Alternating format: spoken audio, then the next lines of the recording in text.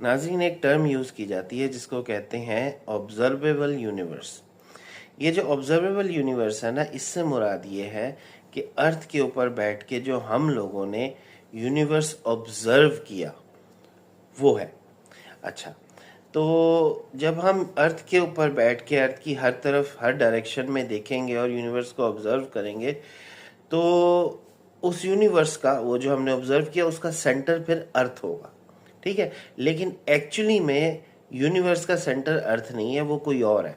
लेकिन जब हम ऑब्जर्वेबल यूनिवर्स की बात करते हैं तो ज़मीन के आसपास पे बैठ के हर तरफ देखने से ना जो हमने ऑब्जर्व किया वो ऑब्जर्वेबल यूनिवर्स का की जो डायमीटर है ना वो है 93 बिलियन लाइट ईयर्स।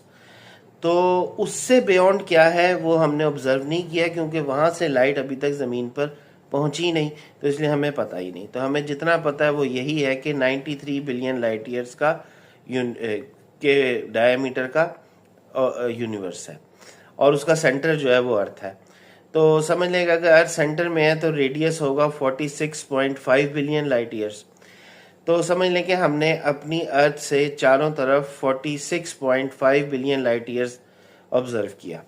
अच्छा, अब एक सवाल जो है ना जहन में बड़ा एकदम उठता है कि यूनिवर्स को बने हुए तो 13.8 बिलियन ईयर्स हुए हैं, तो ये 46.5 बिलियन लाइट ईयर्स अवे तक गैलेक्सीज और स्टार्स और चीज़ें कैसे चली गई? ठीक है ना। तो इसका जवाब ये है कि देखें, ये चीज़ें दूर नहीं गई। इन चीज़ों की स्पीड इतनी नहीं थी कि वो लाइट से भी ज़्यादा तेज़ थी इसलिए वो इतनी दूर चली गई, नहीं, ऐसा नहीं है। ये जो हमारा यूनिवर्स है ना, ये जो स्पेस है, ये मुसलसल एक्सपैंड हो रहा है।